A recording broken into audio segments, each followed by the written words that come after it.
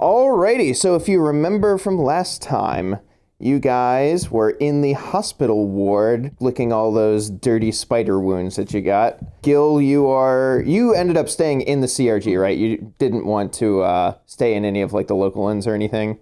Yeah, I popped out for a drink, but I came back here. Gotcha, cool. A nice hearty ale. More of a lager man myself. So before the night ends, once again, just like the previous day, Tom, your parents show up at the hospital ward to check in to see how you're doing. Do mine show up too? Nah. Oh no. Sorry, man. Maybe next time. Why you gotta make it sad? Damn. Can we have it be a thing where he drops subtle hints to Tom's parents that she wants them to adopt her? We'll record a bonus episode where I ingratiate myself to his family, warm myself And we'd in. be stepbrother and stepsister. Wiggle wiggle. Oh no, not like this. Oh boy. Moving on, please. They walk up and ask, well, Tom, it looks like you got yourself into a bit of a pickle again. How'd everything go down there? I guess better than last time because there's not a hole in my arm, but it was a little rough, but we rescued that little girl. Yeah, I heard. I gotta say, we're really proud of you for that. I know we didn't get to do it last time, but spaghetti dinner tomorrow? Yes! Once you get all healed up tomorrow, let's actually get a real spaghetti dinner this time. And young ma'am, I heard that you were helping our son out. What was your name again? Did you say young You just called me man? young man? Young lady, I'm sorry, you just have such a deep voice for a young girl. I was laying here silently. Whoops. Yeah, I mean, I know your son keeps coming back all fucked up, but he's not half bad. As long as he keeps himself alive, he's pretty useful. Well, would you like to join us for that spaghetti dinner? And I heard you had another person with you that's been helping you guys out. I'd love for them to come as well. Oh, yeah, I'd love to, but I just can't afford it. You can't afford a free dinner? Free dinner, you say? Yeah, of course. We'd love to have you over. I can't say no. I literally can't. I checked my pockets. I cannot.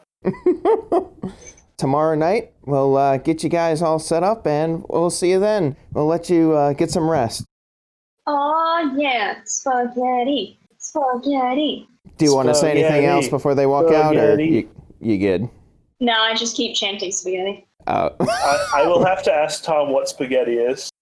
I assume it's some outer world non-Orthian food. There is no way they didn't feed a large group of children at some point in the time they were growing up a big old fucking batch of spaghetti. It's so easy I to don't cheat. know. I guess this comes down to our game master. Is spaghetti a regional Orthian food? Is it from the faraway land of Italy? It is not necessarily grown and produced in Orth, but people know what fucking spaghetti is, I assume. Oh, I love those majestic spaghetti fields. Oh, yeah, they don't have access to basic things like wheat and flour in Orth. That would be too weird. No, I guess I should say it's not grown in Orth. They don't have giant farmland in this tiny little island. I have to say, if I owned an orphanage, I would make spaghetti like every night because that's the easiest shit ever. Porridge is cheaper. Alternate every day spaghetti and ramen. Spaghetti and boiled potatoes. There you go. You guys have an uneventful night's sleep, no weird dreams or anything like that.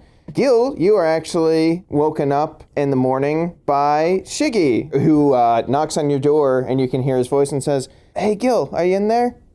Yeah, what's up? Are you close to getting up? I wanted to do a little something for you guys, and because Tom and Ahi are still up in the hospital ward, I was hoping you could come up with them." I mean, I rise with low tide, so you know I'm already awake. Sounds good. Yeah, and he just waits for you to get dressed or whatever and leads you up to the hospital ward. He brings over a chair. I imagine that Ahi and Tom, your beds are probably either across from each other or next to each other. I'd like to think each other so we can play card games. Yeah, I'd like to think we stacked them up like in Step Brothers. I refuse. I absolutely refuse. All right, then I just pushed mine like way up close to yours, and yours is like in the corner, so you can't get away. Oh no. Cheeky drops you off, Gil, with them, and he says, "I'll be right back." And he walks out for a minute and comes back with Becky, who has this big cart of delicious breakfast food and gives you guys all breakfast in bed. Gil, less breakfast in bed, but breakfast in a chair. Hop on in, big boy. You don't have Best to. day You don't have to be ever. left out. Shiggy says, "I'm sorry, guys. For your first couple days as Red Whistles, it's been a little bit hectic, and I apologize for that. I feel a little bit bad. I feel like some of this may be my fault because I was your instructor, and I mean, it feels pretty on par so far. If you keep these eggs coming, all is forgiven. on your plate, Tom, that Becky hands to you, there is a single large chicken nugget in the shape of a dinosaur." And she says, "Well, I figured that you would want something like this. You seemed so excited about it last time, so I couldn't." Oh, it's already in my mouth. It's gone. I know it's not really breakfast food, but I figured you'd like. Oh, yep, there it goes. What the fuck was that? It looked like meat, but also not like meat. It's a chicken nugget. Gil, do you not know what dino nuggets are? Gil, this is serious. Answer me right now. You'll have to explain to me Tastes later. like right now. I wish I could spit it back up so you can experience this with me. No, you keep that to yourself. I could spit it back up. Sounds like you swallowed it whole. Fucking snake. Just regurgitate it like a baby bird. Or I guess a mama bird. When you guys are full and feeling up to it, I've been talking around the guild, and I'd like to introduce you to some of the higher-up whistles. They said they'd like to meet you. Who will be there? Oh, you'll find out. It's basically just a little bit of a group of the black whistles. All right. I mean, why would a group of fancy whistles want to meet a couple reds that just got their asses handed to them in the first layer? Because we didn't get our asses handed to us. We almost got our asses handed to us. There is a distinct difference. Yeah, quite honestly, most red whistles don't have nearly this much action in their entire time of being red whistles, so people were pretty impressed by what you guys have been through, and they just wanted to say hi and meet you. Does that mean we get to move to the next level of whistle? No, not exactly. You'd still have to go through your blue whistle test to get that. Rats. So when can we schedule that? Actually, that's a good question.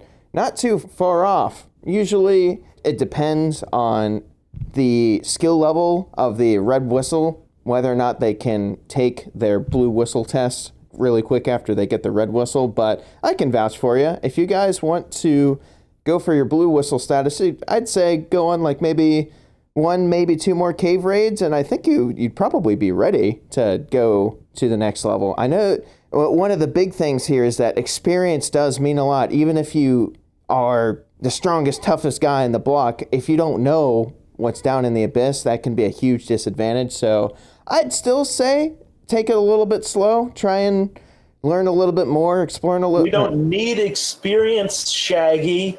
Okay, we got these brains. And I point over at Tom. I kind of like flex a little bit. I flex too. Gil, show him the gun. I don't want to hurt anyone, so I flex a little bit. That's too much. Ah, You can the sinews in his leathery arm sound like a steel cable being pulled taut. Oh my. a slight smell of sea salt enters the air. Like I said, maybe like 1 more cave raid, maybe 2 more, depending on how you guys are feeling. And yeah, we could probably move on to your guys' blue whistle test. I'm not sure if that would be me who would be doing that. It might be someone else, but it all depends on who's available at the time. But yeah, we can figure that out before too long. So if we got blue whistles, what would that mean for us? Why would we want to take the test so quickly? That just means that you can go down to the second layer. Because why be a red whistle when you can be a blue whistle? Gil, it means we're allowed to go to the second layer, not that we can go. I mean, you can go as deep as you want, anytime you want. Yeah, Shigster, what would happen if we didn't have our blue whistles yet and we tried to get down to the second layer? I mean, no one would necessarily stop you, but most people don't want to go down deeper than what they're prepared for. So if a red whistle went down to the second layer, they're most likely not experienced enough to actually be down there. The other thing that the blue whistle test actually does is it takes you down to the second layer as part of the test and shows you the main way to get to the seeker camp, which is pretty valuable knowledge to have, and it's especially helpful to have someone more experienced go with you to get there. So, as red whistles, if you really wanted to go down there, I mean, I suppose you could, but why?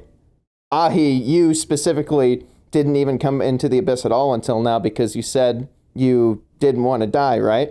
I'm not saying I am going deeper, but I understand why somebody would.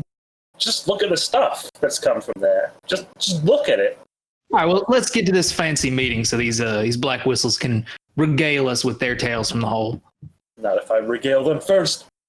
If you guys are done, he leads you upstairs. You guys get to a landing at the top of a set of stairs, and you can see two big giant doors that just face the back side of the building. On the front side at the top of the stairwell is actually a giant window that you can see most of Worth from. As you guys are walking up the stairs, you can actually hear some raised voices from the inside. You can tell someone seems to be a little bit peeved, and the closer you get to it, you can actually tell that it's Lex, and you hear him say, "I don't care how well it went for them. It could have been so much worse. I can't believe you guys think that all of this is okay and everything ended up all right. I know some of you saw that notice and you didn't even give it a second thought. Why in the hell would none of you think to go and help them?" And you hear some murmurs coming back.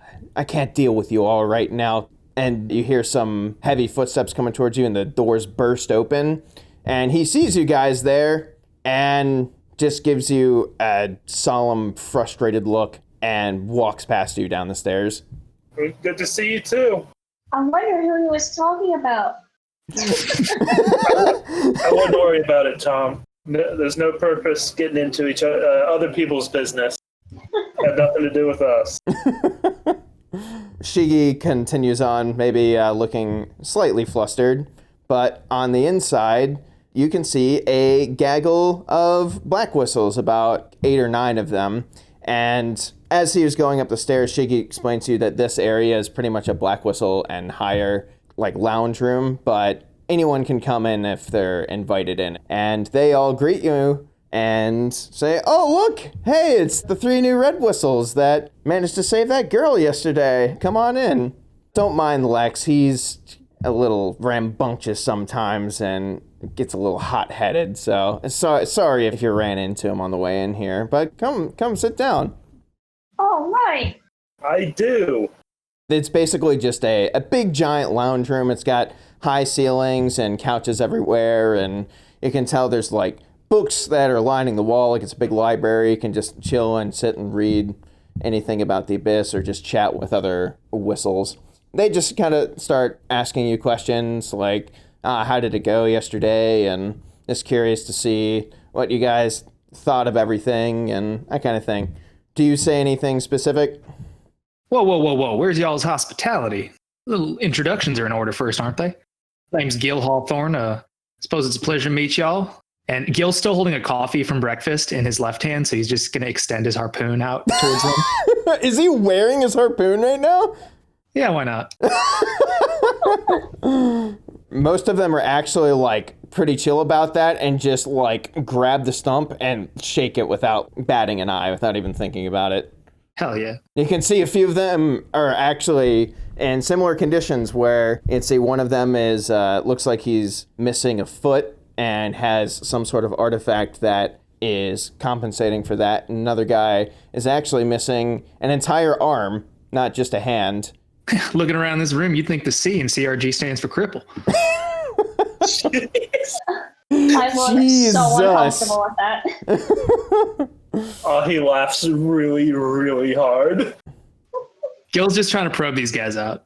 You can tell that they are genuinely interested in like what you guys have to say, and they're not trying to be nefarious in any way. They're just curious to see what you guys thought of what happened the past couple days and how you guys are feeling. Yeah, I haven't picked up any cruel intentions from them at all. Shigi actually informed us everything that you guys had done yesterday, and good job out there rescuing that little girl. It was Abigail, right? Yeah, I'm actually good friends with her parents. That would have been pretty crushing for them if they had lost her. So, good job. Yeah, I mean, it could have gone better. We got whooped a little bit, but I mean, all's well that ends well. Nobody died. I mean, you guys, as Red Whistles, took on a Silk Fang, and not only that, a Silk Fang with a nest of little hivelings. Like, that is some crazy stuff. Shiggy here had difficulty with, and he's a Purple Whistle, and that you guys as Red Whistles helped fend him off. I hear that... Stop. That first Silk Fang, it didn't even have a chance to do anything. You guys just blew it to hell. That's impressive. Hey, I mean, that was all Shiggy's work. Shiggy says, no, you guys opened up that opportunity for me. And Ahi, with that beautiful tug at that one point, that was a beautiful little thing that you did. And Oh, stop. That's too much. Keep going, though. Yeah, keep telling us about Ahi's beautiful tugs. Oh, boy. You guys are just conversing with them, having a good time. And after maybe 2 or 3 minutes of chilling out, a door in the back opens up that you can tell goes into some more private rooms. And you see emerge a massive, massive woman towering over 7 feet tall with mostly black hair with white highlights. As she opens the door and walks through, you can tell pretty much the entire room hushes a little bit. He attempts to not panic. And you can see around her neck a shining white whistle in the shape of a ram's head. And she starts walking over towards you. I am quaking with fear because I know it's Ozen. Don't panic. You two absolutely would recognize it as Ozen. Gil, you probably would not know who this person is, but do you think he would know the significance of white whistles at this point? Yeah, he would get that they're like the top of the food chain. I don't know if he'd definitely understand like the reverence that comes with that. Right, yeah. Even you can pick up on the fact that she is emanating this air of just absolute power, and all the other black whistles in the room, I mean, you can tell their demeanor changes. I lean into Tom. I heard she gets her power from eating the abyss creatures that she slays. I shush her like, shh, she's gonna hear you. Because I am absolutely terrified. She walks over to you guys and turns to Shiggy and says, "So these are the 3 red whistles that you were telling me about, Shiggy?" And he nods. And she first turns to Tom. Even though she's a few feet away from you. Like I said, I don't know if you guys know this, but she literally, like in the show, she is 7.5 feet tall. She is a monster of a person. She is looming over you and says, "Oh, well, it's good to see that the son of John and Don is out delving finally. I was wondering if they'd ever let him out. How are you feeling about this?" Tom, don't embarrass me. I'm going to take that as excited. I'm very excited to be in the pit, Miss Ozen. I'm so scared. She just kind of eyes you quizzically and says, "I hear you're one of the smarter students that have come through even their school, so that's impressive, but don't get too in over your head." I won't. Thank you. She turns to Gil next. You can see a little crooked smile come up on her face, and she's like, "And here is the foreigner, the one that I'm curious about." And she walks up to you, and she actually starts doing that hunched over thing with her back as she gets close to you and looking down on you. Now, why is a foreigner here who doesn't seem to have any interest in artifacts or the abyss itself? Howdy, man. My name's Gil Hawthorne. Pleasure's all mine, of course, but I'm just here following that adventurous spirit, you know? I mean, what else draws all these other people to the hole? I'd be inclined to believe that. if you took any interest in anything that was actually going on here. I mean, I've taken an interest in these two. And I kind of look towards Tom and Ahi. She walks even closer to you and starts literally looking down at you at this point. You know, you look somewhat familiar to someone that I've met come through my seeker camp down below. Is there something that you're trying to hide? Who would I even bear a striking resemblance to? Gil's resolve cracks like just a bit when she says that. I imagine that you know exactly who I'm talking about.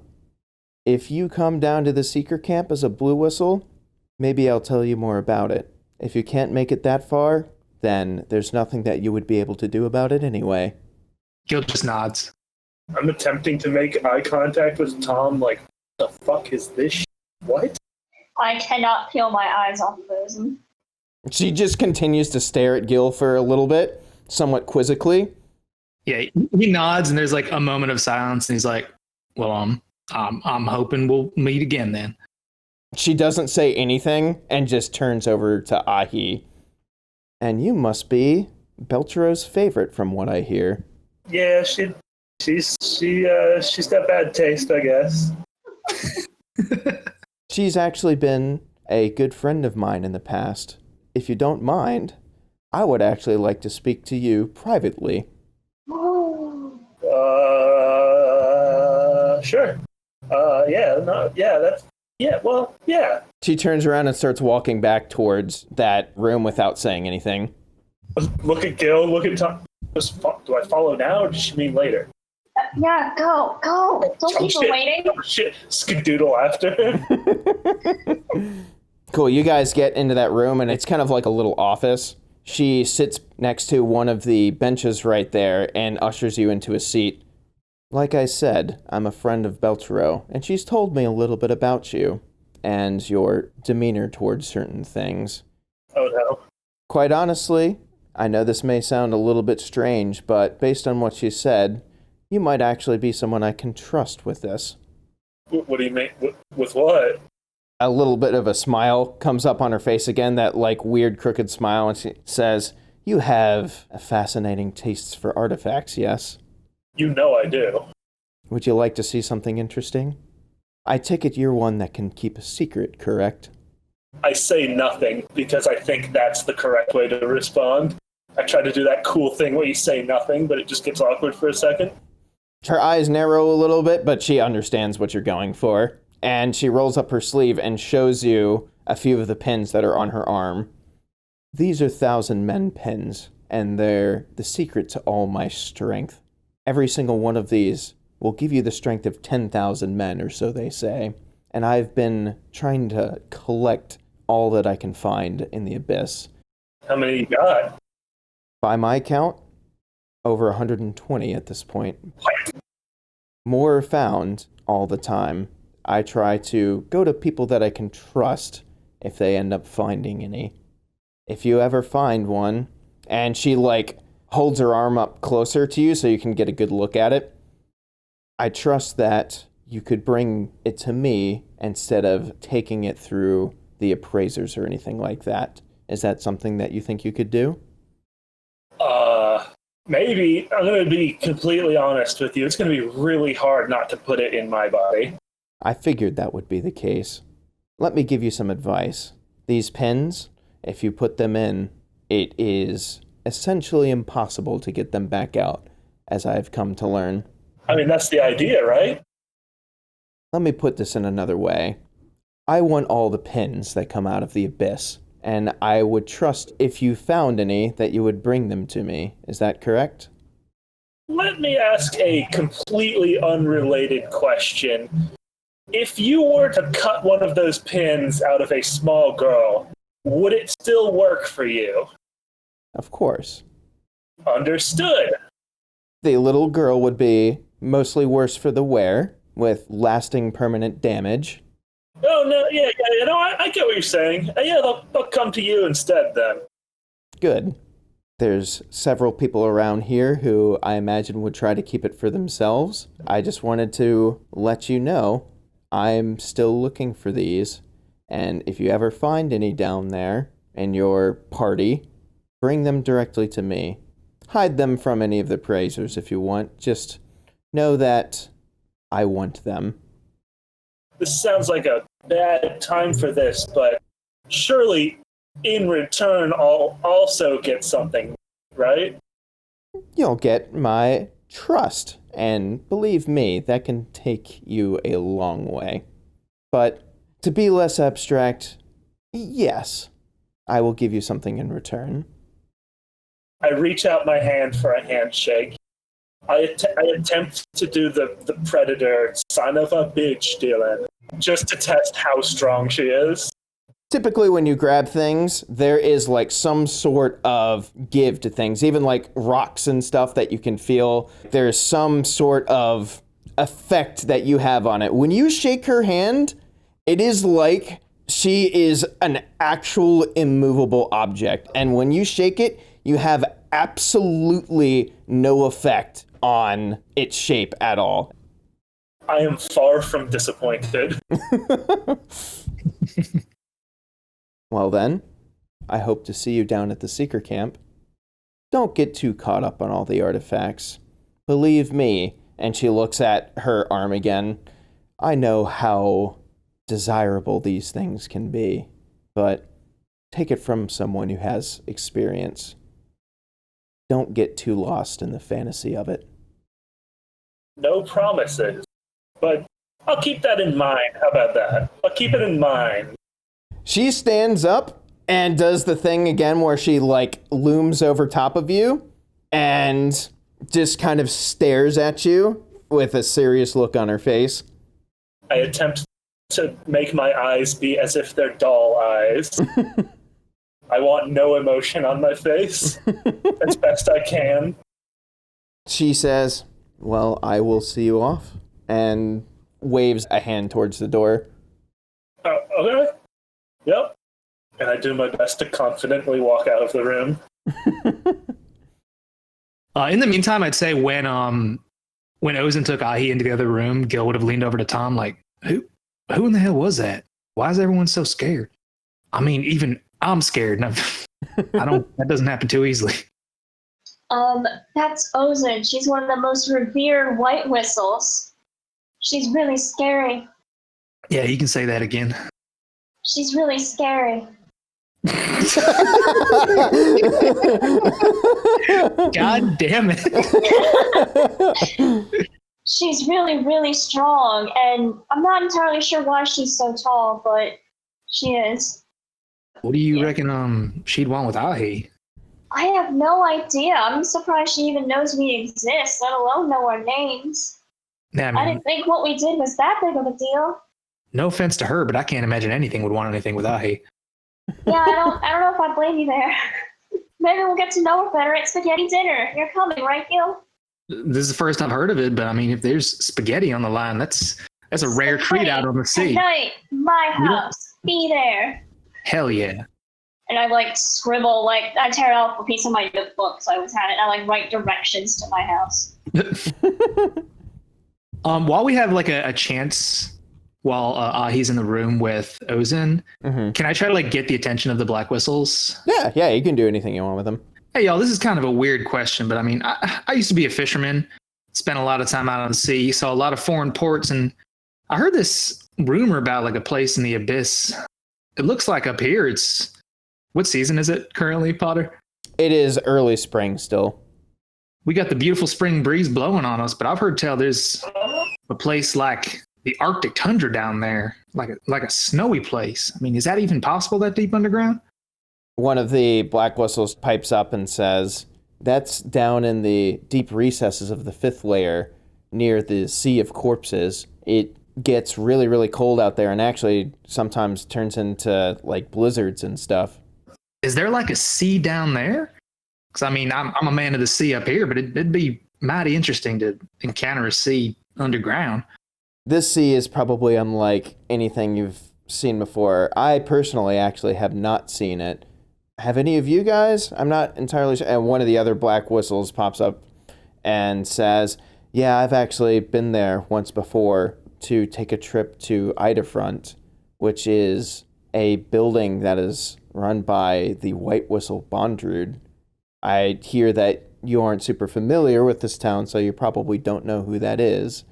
But basically, the Sea of Corpses is the last obstacle that you have to get to the 6th layer. And once you go down to the 6th layer, there's no coming back, because the curse of the 6th layer is to lose your humanity or to die. There's really never been anyone to make it back from past that sea? No. All right, thanks. I imagine at this point, Ahi would probably walk out unless you want to say anything more. Nope, that's it. Okay, cool. Back to you, Ahi. The Black Whistles look at you quizzically, and it's like, so what was all that about? Oh, you know. And they just kind of continue to stare at you. Oddly enough, they don't actually press you that hard on it at all, because... It was a private conversation. It's yeah. embarrassing. Exactly. It was a private conversation with Ozen, so they do not push you on it. Shiggy actually pipes up and says, I'm sorry, I didn't actually tell you guys before, but Liza was Ozen's apprentice, and then Jiruo, who was the head teacher at Belchero a number of years ago. You probably remember him, Ahi. Yeah. He was Liza's apprentice, and I actually ended up becoming Jiro's apprentice.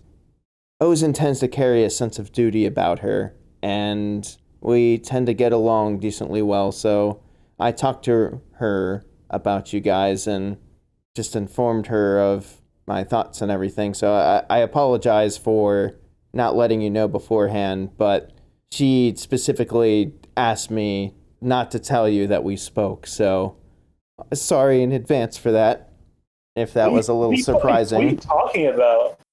That's who I want to be when I grow up. I'm not going to ask you what you guys talked about, because I assume it was somewhat private. I mean, I don't want to be an asshole about it, but I mean, you knew she closed the door, right?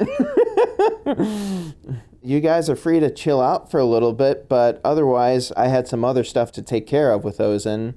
You're free to stay here for as long as you want, or go off. I get it. You don't have to brag. We all want a bit of Ozen's attention. She thinks we're all cool. I get it. You don't have to be jealous.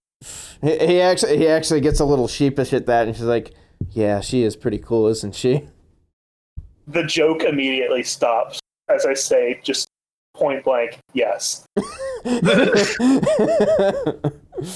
All right, well, I'm going to go chat with her now, so take care, guys. And he walks off into that office. The Black Whistle's there, so they just start going about their business and like chatting or reading books or whatever. And if you want to, you can ask them any more questions or go about your business. I'm going to stay there until somebody says something. I'm going to stay there till they kick us out. I'm okay with y'all keeping secrets if you need to, but anything? Shut up. You okay with what happened in there? You're nothing bad happening to you, right? Hey, Gil. Shut up. We'll talk about this later. Gil. Well, damn, I'm sorry. I'm just a red whistle, y'all. Not for long. All right. Well, I mean, I imagine you're probably pretty excited to go take a trip over to Odie's. We got a couple bucks burning a hole in our pockets now. Yeah. I don't go. Until somebody says something along the lines of, Ahi, we really have to go. Ahi's just going to stay. This is where she belongs. Is she going to do anything specific or just kind of like sit there and bask in the glory? Just be a Black Whistle for as long as she can. But that time does come and then they go to the next place. Cool. Are you guys ready to? I'm ready. Go to the shop? I've never been more ready for anything in my life. Cool. You guys walk into the shop and you see Odie there, and he says, "Oh, hello, you three. I was wondering when you'd come back in." I walk in and slap my 50 gold down immediately. Oh, wow, Tom. I really appreciate it. He like snatches it up really quick. Damn, Odie. Yeah, I never doubted you. Seems like it doubted me a little bit the way you just snapped that up. Oh, don't mind me. He's like looking at the gold like closely and says, I'm just, a little bit of a goldaholic, if you know what I mean. Does he do that thing where he bites it to make sure it's real? Yes. I just kind of step away and like start browsing the aisles while keeping one eye on him. Like, okay. Don't worry, he's not nefarious. He just loves his money and striking a deal. We'll make that judgment call. Oh, what is this pillow? Fucking pillow. Yeah, the 3 new ones are the artificial pillow, the sweet metal fist, and the tranquilizing laser. He would be willing to pool in for the tranquilizing laser for you with the express knowledge that she owns 1/3 of it. You might use it 100% of the time, but know in your mind that Ahi owns 1/3 of that tranquilizing laser. I mean, Ahi, if you guys let me take 40 gold to buy this sweet metal fist, you can consider that 1/2 of that tranquilizing laser. Here's the problem. I want to decide like whether he's going to take physical stress or not from how fucking fast I throw that gold at him. I don't know. I feel like we should just save our money for something. I don't know. Yeah, that's fine. I want you to have that laser. I just Ahi just wants to own half of it. She wants you to use it 100% of the time, but she wants to know that she owns 50% of it. I mean, if you want, if you want to give money for me to use the thing, I'm not going to fight you on that. Yeah, absolutely. Yeah, just out of our pool that we just got. Yeah. All right, Odie, always a pleasure doing business with you. Oh, absolutely. Do you like your new sweet metal fist? Do you put it on immediately? Oh, definitely. The leather sleeve wraps up all the way past the elbow, so it is very securely attached onto your arm. Hell yeah. Tom, do you immediately attach that tranquilizing laser and test it out or anything? I think I kind of move it around. Is there a stray cat around that I can kind of make it chase it? Oh my god, no, okay. I'm making it chase it like a cat toy. When you release it, it's kind of a pulse of light that flashes. So it's not something that's on constantly. Okay, but can we say there's a cat toy mode? Okay, we can say there's a cat toy mode. Cat toy mode. Yeah, I just do that. All right. Anyway, spaghetti dinner. It's still not super late in the day. No. I imagine that before you guys leave the CRG, you'd probably want to take up your next assignment, correct? Oh, I forgot about that. I suppose. Yeah. Can we pre-register for the Abyss so that when it's time to go into the Abyss, we can just fucking flip-flop, flippity-flop down in there? Yeah, absolutely. Let's do that. Beatrice. You guys go up to Beatrice and mention the bulletin board cave discovered activity. She says she will get the organizer contacted, and you guys can just go to that classroom that you have become familiar with and chill out there for a few minutes, and she'll send the organizer to explain everything for you. Cool. How do you sit in your seats this time? Front and center, baby. This is just going to be an on-running thing. Every time you come into this room, you have to say what seats you're in. This time I'm going to try out the back row like a cool kid. No, I'm just gonna sit in my same seat. I sit in the back seat next to the window like an anime protagonist. He's going to fucking smoke, too. What a bad boy. I have the front of my school uniform jacket wide open, unbuttoned. All right, you guys sit in there and wait for a few minutes. You hear some click-clacks from the hallway, and soon after, you see a short, stern-looking woman wearing a business shirt and skirt and high heels. She has long hair that is tied up in a very tight bun, and she's wearing little black glasses, and you can tell that she is someone who has a stern air about her.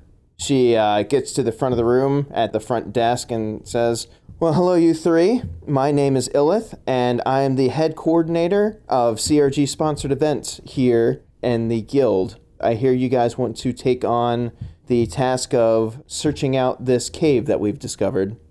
I wouldn't know who this is, right? She's not well known. No, none of you guys would have met this person before. Oh my god, she's going to end up being an Illithid.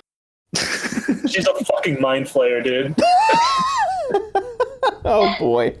Can I roll notice for tentacles? I guard my mind against psychic attacks. I adjust my goggles a little bit just to be sure. Hello, Miss Illith. She looks at you, Tom, and says, "Why, hello there, yes. What are your guys' names? I hear you're the 3 new red whistles that we got the other day." Yeah, the 3 exceptional red whistles. I hold up for a high five. I so fast give it to him. Yes. She's just like staring at you guys, just waiting. My name is Tom, ma'am. She looks at you for a second and then is looking at Ahi, waiting. Mahi. Okay, and you? Name's Gil Hawthorne. Pleasure to meet you. I take it you guys have not taken on any sponsored events before, is that correct? I mean, Shiggy came down with us in the last one. From what I understand, that was not necessarily a sponsored event, but one that was posted up by parents who were looking for their daughter. This is going to be a little bit different, quite a bit more formal than that. All right, well, why don't you fill us in then? To give you a rundown, at the start of this, once you sign your contract, you will be given 10 gold up front for any basic supplies that you may need. Once you come back with information on the cave, then you'll be paid 200 gold. We expect that these findings that you guys produce be accurate. We expect a detailed written record of everything that you guys find. Is that something that we can rely on from you 3? My handwriting's not what it used to be, and I hold up my metal fist, but try my best. We can just have Tom do it. I kind of gesture at my little notebook. I got it. I'm on it. To get there, we have a specific map. It was actually found a few weeks ago by some delvers. Some specifics about the cave itself.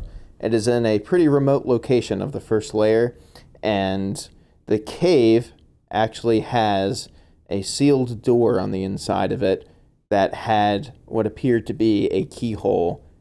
The initial delvers that found it could not open it, so they came up and reported it to the CRG, and we deliberated on it for a bit and sent some more parties around the immediate area to try and find some more information. Eventually, a group found a key that appears to be the same shape as the keyhole, so we were hoping that you guys could take this and find out what is on the inside.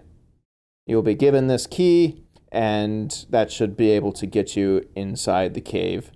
There's no guarantees of that, but cross-referencing the drawings that I've seen for both, it looks like a pretty good match. So I have high confidence that this is indeed the artifact that will open this cave for you. Have Ahi or Tom ever heard of like a locked door in the abyss? Yeah, that's things that exist in there. Okay. There are multiple ruins of like buildings and shit. Yeah, they created robots down there, but they just couldn't figure out how to keep doors closed. And to be honest, with what I remember from the show, I don't know if they ever touched on where the fucking robots come from either. It's all a mystery. I mean, it was just the one robot. You gotta read the manga, boy. No, I kind of don't have to, though, if I don't want to. Well, if you want to know the answers, you do, but... Like, not actually bad enough to read the manga, though. I'll wait until it comes to a live-action Netflix show. Oh, boy. In addition to the 200 gold that you guys receive upon your detailed findings of whatever's inside, we request that you get any artifacts that are within and bring them up, whatever that you are able to carry. Any artifacts that you turn back in, you will get a 50% commission on. They will be turned over to one of our appraisers. You do have the ability to buy back anything that you find if you have enough gold for it. Do we get first dibs on it? Yes, you do. Oh, hell yeah. I'd put out 2 hands for a double high five from my 2 buds. Oh, I meet him right away. Here we go. Both hands. Kapow! I awkwardly clunk my fist against your hand.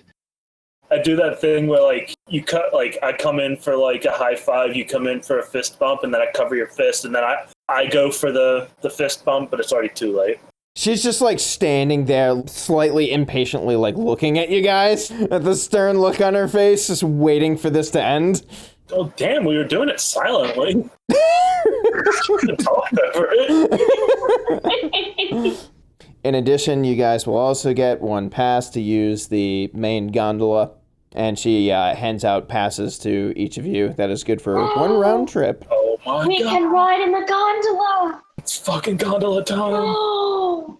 It's like a boat in the sky. It's exactly like that. It's a sky Much- boat. More like an elevator, I think. It goes down. But also up. Oh! Wait, is this a two-way pass? Is it one of those things where, like, you can go down for free, but you gotta pay to come back up? No, it is a round trip pass. Oh, fuck yes. Before I give you the map and the key to get into this cave, I would like you three to sign this contract right here. And she whips out a piece of paper that basically just outlines everything that she's told you, just so they can keep accountability for who's doing what. I read it from beginning to end. Like, as long as it takes to read the entire thing, every single word, all the fine print. It's actually not like super detailed. It's basically just the information on this particular raid and the stuff about like the 10 gold, 200 gold, 50% commission, all that stuff. And there is like a big box at the bottom for a number of signatures. You can tell there's like 10 spots down there, but it's just the three of you. So is it safe to assume since we're getting the key, we'll be the only ones going down there? Yeah, so the reason I say it's got like 10 boxes is if a party of 10 people wanted to take up this, then there's like space for that. Oh, okay. Yeah. So other than the gondola trip, how else will we be assisted on this? Do you need any more assistance? Guys, what do we want? I don't know, maybe like a nice weapon in case we run into more creatures or something? I don't know. Yeah. You get 10 gold for any basic supplies that you might need. She's too good. She's too good at negotiating. Alright, I guess that's fine. Yeah. I signed that shit. I signed it real good. I sign it as well. You already signed it. No, I read it. Okay. She like snatches it up and says, "Please wait here, I'll be right back," and walks out of the room. As you guys are bantering. Why'd you make her so mean, Nick? God, I'm just here for good times and good goose. I just want to go down into the death hole and have a good time. Why do you have to make it so serious? Why you gotta harsh my mellow? Damn. Hey, Potter, I like Illith. Oh, She's a real uptown lady. oh, thanks. You can just tell that she's probably dealt with a lot of cocky, shitty cave raiders in the past, let's put it that way. So after some time, she comes back and has the map and the key. She places it in front of Tom. Yeah, she places it in front of Tom. Yeah. After a quick assessment, she realizes that Tom is the most responsible of the group. Never mind the grown-ass man in the room. Maybe I'm second guessing my decision, but nah, you know, No, it's too late. It's too late. Give him to Tom. Yeah, she puts that in front of Tom. This is the key. I trust you to take good care of it. And this is the map. I'm going to be going over where exactly it is because it's a little bit complicated to actually find your way there. A verbal explanation would help quite a bit. And she has a more detailed, if you've seen like the map of the abyss, it's basically like that, except it's one that's a more detailed version of the first layer. She outlines like the place of it that is around 800 meters down. So to get to this place, you actually have to go through a thick piece of forest, and the cave itself is behind a collapsed piece of rubble, which is probably why it hasn't been found in the past. Behind this collapsed piece of rubble is a small hole at the top that you can get through, and it leads to a small entrance about 10 feet high, and then about 20 feet back into that cave, there is the door, and the indent on it for this key is directly in the center. It should not be hard to find. She like gives you a little bit more details about how specifically to get there, like from the main path. Nice. She hands the map over to you. You guys have any more questions? Is this the first time that it will have been opened? Yes. Nobody's even like jiggled the lock and kind of creeped it open a little bit? In the times that people were searching around for the key, others also did try to get into it, but were unsuccessful. Okay. One last thing. I don't know. How many spider nests As far as I'm aware, there are no silk fangs in the immediate area, but you never know. That's about as good, as positive of an answer as we could get. As far as timeline for this, there's no deadline, but I would request that you guys get this done within the next week, because I would like to report this to the rest of the guild. Some people are eagerly awaiting the findings of this. Okay, we can handle that. We got a spaghetti dinner to get through, but we'll handle this lickety split. I wish I could eat spaghetti for a week. Okay. If you guys have no more questions, I will see myself off. Good luck, and I will see you later. And she walks out of the room. Well, that was just rude. Yeah, who pissed in her grits this morning? She's probably just pissed off because she has grits and not delicious spaghetti dinner. Spaghetti! Spaghetti, please tell me it's dinner time. No, it's like 11 a.m. Don't you lie to me, McPotter. No, I'm kidding. It's dinner time. Dinner time! Hey, on the way out of the CRG, can I stop by and talk to Beatrice real quick? Yeah, go for it. Hey, B, you probably know a lot more about what goes on around this holding a lot of people, with all the people coming and going through here. You heard anything special about this cave or anything about it? From what I've heard, it's probably, as Illith explained to you, it's just a cave that one of the delvers found and couldn't get into and reported back to the guild. We've been looking for a way to try and get into it for now, and once we found what we expected to be the key, we put together a little package to see who would want to explore it first. Any rumors about what might be in there? Anything dangerous might be waiting? Quite honestly, I have no idea. Inside these structures, we found all sorts of things in the past, so I really can't say what it could be. I appreciate you. I appreciate the help. Keep up the good work. Yeah, of course. Hi, Beatrice. Take care of you. All right, be seeing you real soon, B. We got spaghetti to get to. Spaghetti! Spaghetti! Spaghetti! Spaghetti! Spaghetti! We try to sync it up as we march over to it. We Potter, I don't know if never there's think. anything more that we could have gotten out of her. I was prepared to roll positive charisma if necessary, just to see, because I feel like she hears a lot of people coming and going. No, she was honest. Like, Okay. She wasn't holding anything back from you. She honestly doesn't know what it could be. Okay, got it. Just making sure a roll wouldn't have helped. Right, yeah. It's that damn D&D logic. If I don't insight check them, they could be doing fucking anything. Tom, I assume you lead them to your parents' house? I am leading so hard. And by the time we get there, the chant is like perfectly synced up. We really got it down. Yes. In the last 15 minutes of the hike to his house, we really got it nailed down. How fancy is rich is Tom's family? They are not necessarily rich, and Morgan, feel free to step in and offer any specifics that you might want to add, but at least the way I've seen it, they are not necessarily rich, but they are definitely well off. It's more that they are respected and well known around the town as very good teachers, and they are not necessarily abyss teachers, they're not cave rating teachers, they are just academic teachers. Okay, got it. As you guys roll up, you see the house, and it looks like, compared to all the houses that you've seen in North, it definitely looks like decently upscale place, maybe high middle class, but attached to the side of it is a giant wing that looks to be like a little schoolhouse that is attached directly to the main house. Home sweet home. Spaghetti, here I come. I assume you just burst in through the door, Tom. My body is ready and my soul is willing. I burst in and scream, Spaghetti! I also scream it, but at a much lower volume because this is somebody else's home. He does have manners after all. Morgan, would you like to describe the house, or do you want me to do that? I imagine that you would have like some idea of the internal layout. I really don't. I'll let our wonderful DM paint a picture in our minds. I just picture lots of books everywhere. Yeah, I imagine the first room that when you walk in is like a flat hall with, you can see like a little library offshoot. I feel like every room kind of looks like a library.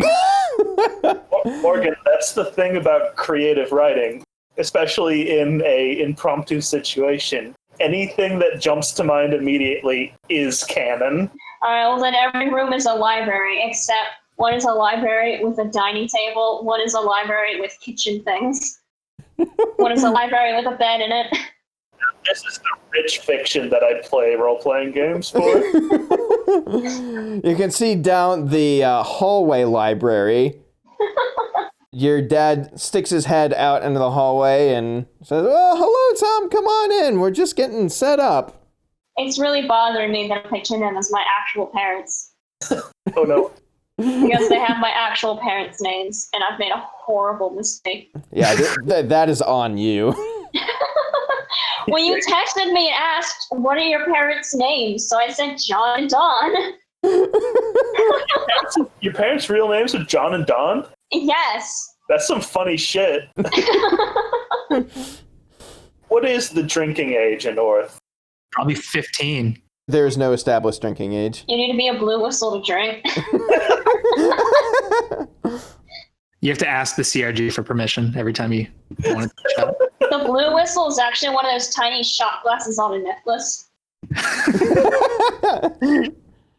Now I just want to see Tom blasted. Oh no, I'm gonna get blasted on this spaghetti. Hello, Mother. Hello, Father. I'm ready for some spaghetti. Yeah, we're just about getting set up, so you guys can have a seat at the table if you want. First off, I met you briefly at the hospital ward. Well, what was your name again? Oh, Ahi. Ahi. Like Nice. the tuna. Well, not like the But like the tuna, right? like where my parents wanted me to grow up with spice. I don't ask them. They kind of just ignore Tom a little bit. And what about you, sir?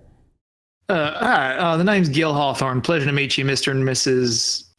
Tom's parents. You can call us. Thanks for welcoming me into your home. Yeah, Mr. John and Mrs. Dawn, I guess. Yeah, feel free to have a seat. They're just finishing up that cooking and everything and ask over, like, so what brought you guys to do the cave raiding? Tell us a little about yourselves. Well, as the stories go, the Abyss is filled with wondrous artifacts and treasures. You may have heard of them. Yeah, we couldn't keep Tom out of there, so as much as we're a little wary of him going in there, we couldn't stop him. I mean, you stopped me for 16 years. Yeah, because you were too young, Tom. That's too young. He didn't grow up correctly like the other children. Aww. I just kind of make a kind of a pout, but not really. Are you saying you grew up correctly? You seem pretty messed up. Jeez. I mean, Spaghetti dinner's gotten really hostile. Don't you dare insult my boy. And she just, like, cradles him. I am strong like the mighty oak. I am the cockroach. So they grab all the spaghetti and give you guys a delicious spaghetti dinner. Yeah, fuck Sorry. Gil. Oh, right. It's Yeah. completely fine. No, Gil, introduce yourself. This has gone off the rails, I think, enough. I mean, I love on a podcast when you hear like a character introduce themselves like 8 times in one episode and say like Yeah. the same thing. Yeah, that's a good point. And Gil says things to the parents about himself. We're having a heck of a game. All right, anyway. They give you a delicious spaghetti dinner. Do you guys love it? It's the greatest thing ever. I think you need to make a GM roll for how good the spaghetti is. We already know it's 10 out of 10. Oh, God. I swear to God, if you roll low, I'm quitting right here and now. Oh, here we go. No, D100, baby. Wow. That's some How all right. dare you insult my mother by implying right her spaghetti. spaghetti is average? No, it is some delicious spaghetti. I'm definitely taking some in a container just in case we get trapped in the cave. Like, I've got it in my little special Abyss Tupperware container. So are you guys planning on going back in tomorrow? Or if you want, you guys can actually stay here for a day or two if you'd like. Slumber party. On one hand, he weighs the fact that this is like way nicer than the orphanage. On the other hand, there is abyss treasure down there. I mean, Ahi, come on. We weren't planning on going down tonight, were we? We can go down tomorrow.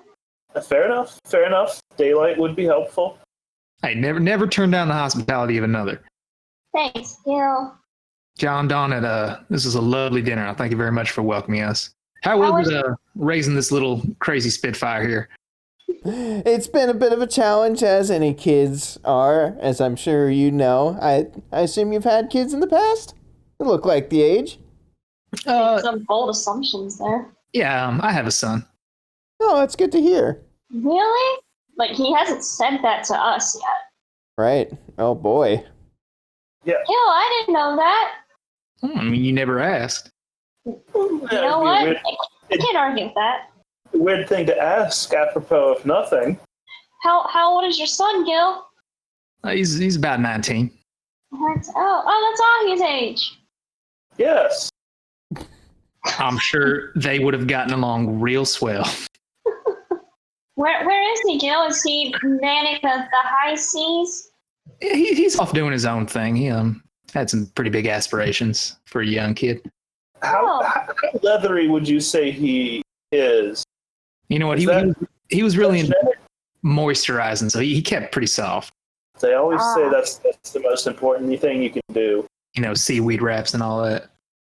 Well, Anyway, this little one's been quite the troublemaker down there in the hole. Well, don't rat me out, man. Come on. I mean, they visited you in the hospital twice this week. 2 days in a row. Yeah. Yeah, that's fair, I guess. If you could keep an eye on him, that'd be great. I promise we're not going for the hat trick. Well, how was your first spaghetti dinner, Gil? It was absolutely magical. Oh, right. It's like bread, but they're long, and there's like 1,000 of them. And Ahi, was this really your first spaghetti dinner? No, that was a goof. I'm sure. That was a good goof. You got me. That was a goof that Ian Dance the player made. No, it's not my first spaghetti, but it's definitely my best spaghetti. It's way better than when they don't make it in one giant pot to feed 50 children. Gets all the sauce in all the right places, huh? Whatever that means, yeah.